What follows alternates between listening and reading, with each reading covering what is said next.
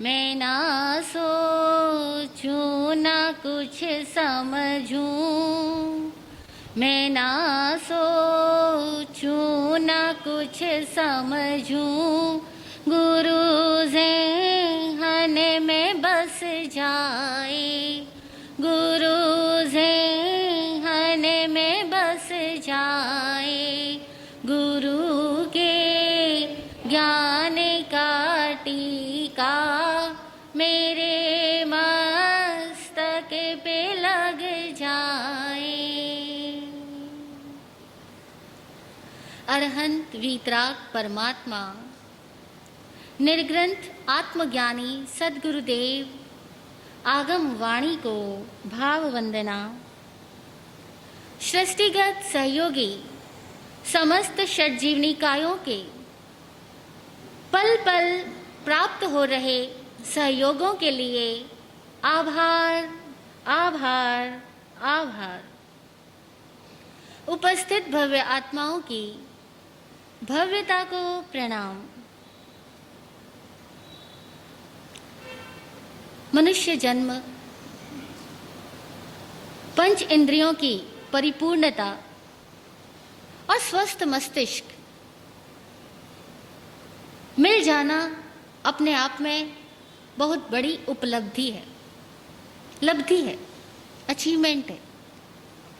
ये हमें प्राप्त है। अब इस स्वस्थ मस्तिष्क से एक व्यक्ति अपनी मस्तिष्कीय क्षमताओं से नए नए ज्ञान विज्ञान को खोजता है। जीवन को और अधिक आसानी से जिया जा सके, इस हेतु अनेकों उपकरणों का और साधनों का विकास करता है। और दूसरा व्यक्ति अपनी इन्हीं मस्तिष्कीय क्षमताओं का कुछ इस तरह से उपयोग करता है कि जो साधन, जो उपकरण बने हैं, उन उपकरणों का दुरुपयोग कैसे करना, उन उपकरणों को तोड़ना कैसे, उन उपकरणों को नष्ट भ्रष्ट कैसे करना, उपयोग दोनों ही करते हैं अपनी मस्तिष्कीय क्षमताओं का।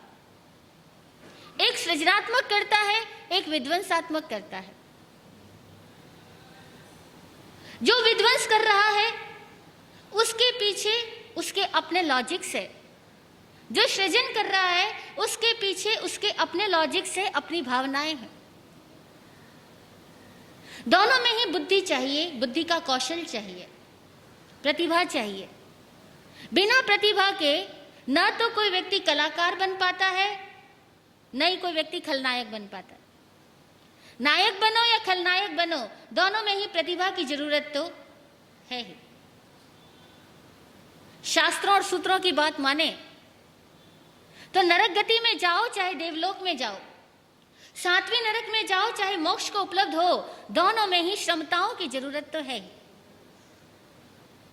उत्तम सहनन की आवश्यकता तो है ही।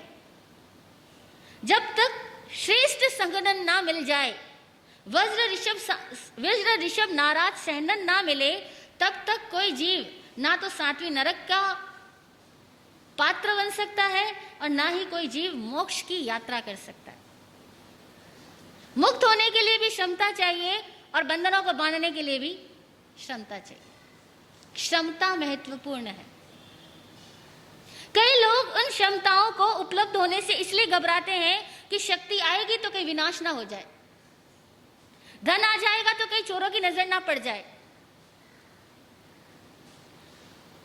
व्यक्ति के पास में पद आया है तो मति भ्रष्ट होने की बहुत संभावना है, इसीलिए पद से कोसों दूर ही रहो। बहुत लोगों की ऐसी सोच है कि पद पाओ ना, बल पाओ ना, रूप पाओ ना, धन पाओ ना, ऐश्वर्य पाओ ना, क्योंकि ये सब आ गया और मति खराब हो गई तो भयंकर विनाश हो जाने वाला है। और ये हकीकत है। 100 रुपए कमाने वाला आदमी अगर गंवाएगा भी तो कितना गंवाएगा? 100 रुपए पाने वाला आदमी अगर गंवाएगा भी तो कितना गंवाएगा? ज्यादा से ज्यादा 100 रुपए, क्योंकि उसकी लब्धि उतनी है। लेकिन जिसके पास में करोड़ रुपया है, अरब रुपया है, खरब रुपया है, वो आदमी अगर नुकसान करेगा, बहुत बड़ा नुकसान भी कर सकता है। लेकिन एक बात ध्यान रहे कि क्षमता अपने आप में न्यूट्रल है, शक्ति अपने आप में न्यूट्रल है, पद अपने आप में न्यूट्रल है, धन अपने आप में ना अच्छा है ना बुरा है। कोई भी साधन, कोई भी क्षमता, कोई भी ताकत, कोई भी लब्धि ना सही है ना गलत है, ना अच्छी है ना बुरी है। इसी तरह से मन, हमारी सबसे बड़ी उपलब्धि, यह ना अच्छा है ना बुरा है। यह हम पर डिपेंड करता है कि हम मन का उपयोग किस तरह से करते हैं, हम मन से क्या क्रिएट करते हैं, हम मन से कैसे विचार इस संसार में फैलाते हैं। यह हम पर डिपेंड करता है कि हम कैसा विचार फैलाएं। जब हम खुद ही अशुभ विचारों में रहते हैं, फिर अशुभ स्थितियों का आह्वान करते हैं, फिर उन अशुभ स्थितियों में फंस जाते हैं, तो हम कहते हैं महाराज जी करें क्या, कर्मों का दोष है, जो हमें मिला वो हमारे कर्मों का दोष है। जरा सोचिए वो कर्म क्या था जिसका आप आज हम दोष मान रहे हैं। आप और हम जिसको आज दोषी साबित कर रहे हैं, अपने आप को निर्दोष प्रूव करने के लिए हम बार बार एक बात बोलते हैं, महाराज जी मेरी कोई गलती नहीं है, मेरी किस्मत में ही ऐसा लिखा है, मेरे कर्मों में ही ऐसा लिखा है। ये दोष तो कोई जन्म के कर्मों का है। वो कर्म क्या है, वो कर्म है क्या जिसको हम आज दोषी बना रहे हैं? अगर कर्म कोई इंसान होता और हम अगर ये बात कह रहे होते कि ये सारा दोष कर्मों का है, तो क्या वो इंसान हमसे लड़ने नहीं आता? लड़ने नहीं आता, वो लड़ने पहुंच जाता। अरे भाई क्या बात है, मैंने क्या गलती की? हम बार बार ये बात क्यों कहते हैं कर्मों का दोष है, कर्मों का दोष है? कुछ नहीं कर पाए, कर्मों का दोष है। कुछ अच्छा नहीं मिला, कर्मों का दोष है। निगेटिव सिचुएशन है, कर्मों का दोष है। बहुत मेहनत करी, फल नहीं मिला, किस्मत में ऐसा ही लिखा है, पिछले जन्म के कर्मों का दोष है। वो कर्म क्या है? हम जब कहते हैं कर्मों का दोष है, कहीं न कहीं हमारे मन में ये भाव होता है कि मैं तो बहुत समझदार हूं, मैं तो बहुत निर्दोष हूं, मैं तो बिल्कुल पाक हूं, पवित्र हूं, जो दोष है वो सब तो मैं सही हूं, गलत तो वो कर्म कौन से? पास्ट। वो पास्ट कर्म कहने के साथ ही हमारे दिमाग में जो इमेज क्रिएट होती है ना, वो प्रेजेंट की नहीं क्रिएट होती। वो क्या क्रिएट होती है? पास्ट की। सूत्र और शास्त्र सही है, लेकिन उन सूत्रों और शास्त्रों की जो हमारे भीतर समझ है वो सही है या नहीं, इसकी गारंटी नहीं है। सूत्र सही है जो ये कहता है कि इंसान जो कुछ पा रहा है वो अपने कर्मों का फल पा रहा है, वो बात सही है। लेकिन जब हम ये कह रहे हैं कि कर्मों का दोष है, अब बात गलत हो गई। क्यों गलत हो गई? क्योंकि ये जब हम कह रहे हैं कि कर्मों का दोष है, हमारे मन की सोच यह है कि मैं तो निर्दोष हूं, कंप्लीटली परफेक्ट भी हूं, ये तो कोई अतीत के जन्म, कोई पिछले जन्म। बचना चाहते हैं, रिस्पॉन्सिबिलिटी लेना नहीं चाहते हैं, अपने आप की जिम्मेदारियों से पलायन करना चाहते हैं, अपनी परिस्थितियों में हमारे भीतर की जो अवस्थाएं कारण रही है, उन अवस्थाओं को हम सुधारना नहीं चाहते। इसीलिए हम आराम से कह देते हैं सब ठीक है, करें क्या, अच्छा ही करते हैं, अच्छा ही सोचते हैं, अच्छा ही भाव रखते हैं, पर हमेशा गलत मिलता है। अच्छा करता हूं, बुरा मिलता है, कर्मों का ही दोष है। लेकिन ऐसा नहीं है। जिस कर्मों को हम दोष दे रहे हैं, जरा हम उस कर्म को समझें कि वो कर्म कोई अन्य सत्ता नहीं है। कर्म हमसे अन्य सत्ता नहीं है। कर्म हमारा अपना ही अध्यवसाय है, हमारी अपनी ही क्षमता है। हमने उन क्षमताओं का दुरुपयोग किया, आज रिजल्ट आया। हमने अपनी सोच का दुरुपयोग किया, हमने अपने विचारों का दुरुपयोग किया, नेगेटिव थॉट्स रखे, रॉन्ग इंटेंशंस थे हमारे, मिसकॉन्सेप्शंस था हमारा, भ्रमणाएं थी, मोह था, लालच था, अहंकार था, वो सब कुछ अपना था। और वह जो भाव था, उसी भाव ने इन स्थितियों को पैदा किया है। उन्हीं क्षमताओं ने हमारे वातावरण को निर्मित किया है। क्षमताएं खराब नहीं है, क्षमताओं का हमारे द्वारा गलत उपयोग हुआ। मन खराब नहीं है, मन को हमने अशुभ दिशा में, अशुभ विचारों में लिप्त किया। हमने किया। क्यों किया? सुविधा के लालच में किया। सुविधा पाने की लालसा में आदमी क्या कुछ नहीं कर देता। हाँ, अपने सुखों के लिए इंसान अपने पिता को भी धोखा दे देता है, अपने बाप से भी झूठ बोल लेता है, अपने सुखों के लिए पिता के पॉकेट में से भी पैसे चुरा लेता है। कला तो चाहिए थी चुराने की, कला का उपयोग भी किया, लेकिन चुराने में किया। बातें बनाना उसको आता है, लेकिन बातें बनाने का उपयोग कैसे किया? दूसरों की आंखों में धूल झोंकने के लिए किया। वह उसका जो गलत इंटेंशन है, वह उसका कर्म है। इसीलिए कर्म क्या है? हमारे अपने भावनाएं, हमारे अपने अध्यवसाय। अध्यवसाय शब्द का मतलब होता है इंटेंशंस, हमारे इंटेंट, हमारे संकल्प, हमारे कल्प, भीतर से उठी हुई तरंग, भाव तरंग। और वो भाव तरंग भीतर से जब निकलती है, सोच और समझ गलत पड़ी हो तो वो गलत तरीके भी निकल जाती है, और सोच और समझ शुद्ध होती जाएगी तो भीतर की भाव तरंगे भी शुद्ध हो जाएगी। सोच और समझ की शुद्धि पर भावनाएं शुद्ध हो जाएंगी, और भावनाएं शुद्ध हो जाएंगी तो कर्म भी सही हो जाएंगे। इसीलिए जिन कर्मों का हम दोष दे रहे हैं, वो कोई पर सत्ता नहीं है, वो कोई अतीत की सत्ता नहीं है, वो हमारे अपने द्वारा अपने क्षमताओं का किया गया दुरुपयोग है।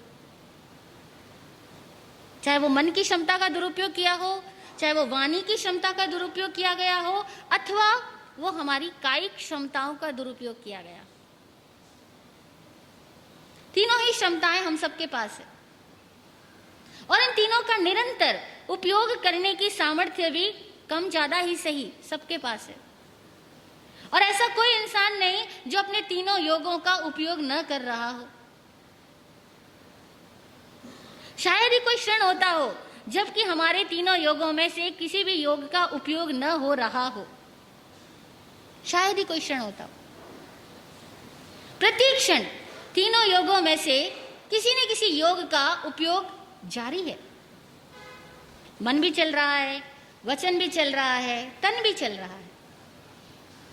मन भी काम कर रहा है, वाणी भी काम कर रही है, काया भी काम कर रही है।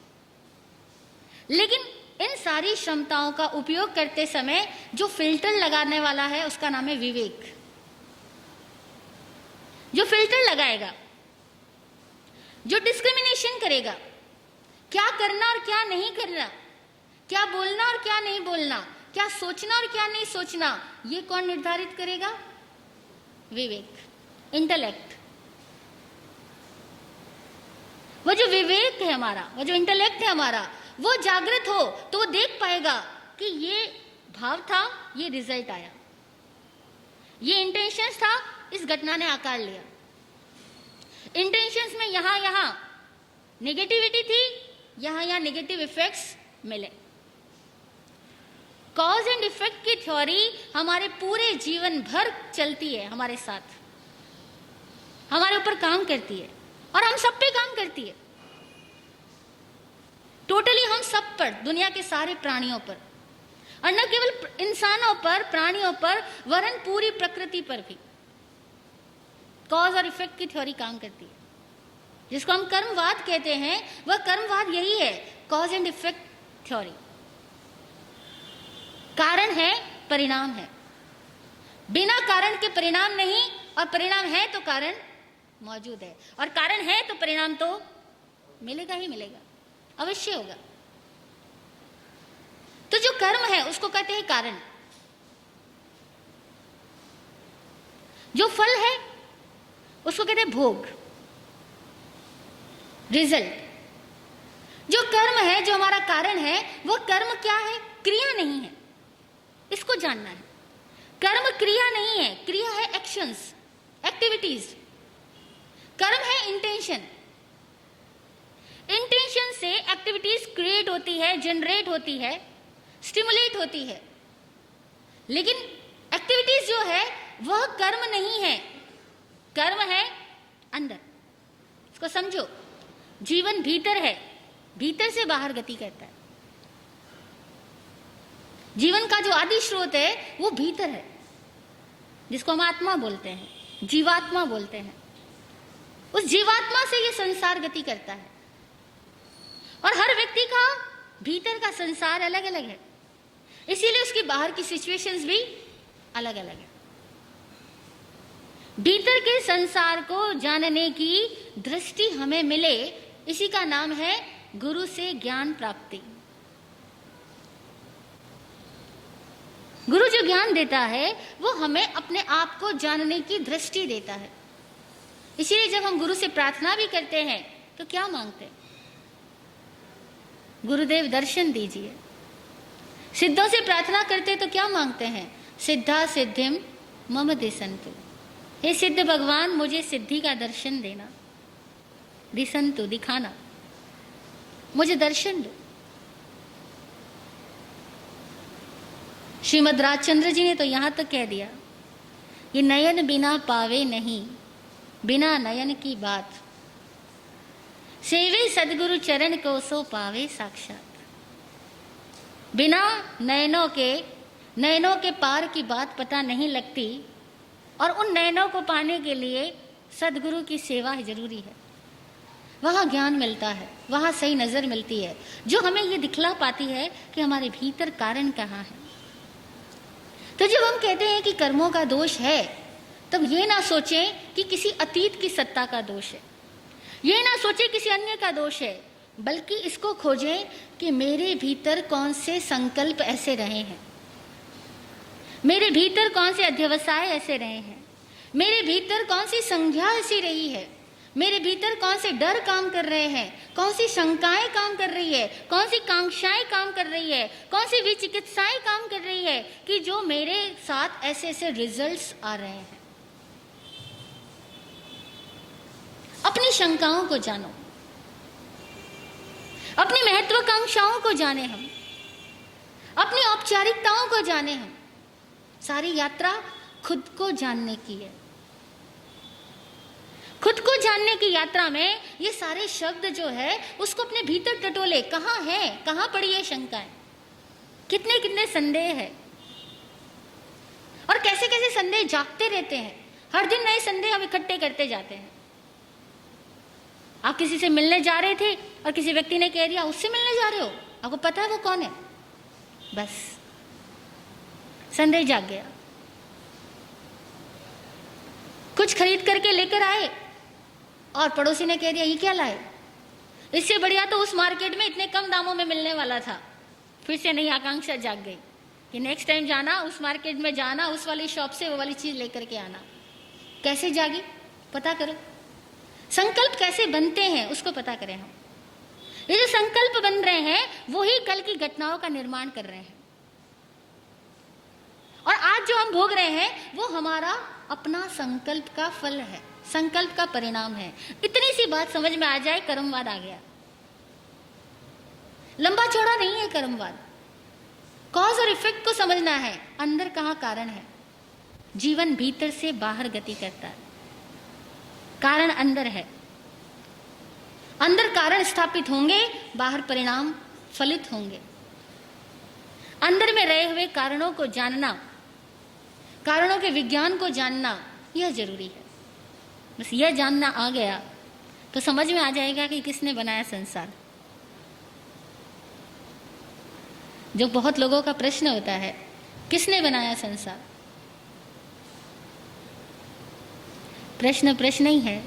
जवाब हम अपने अंदर खोजें कि हमारा संसार किसने बनाया, जरूर जवाब मिलेगा।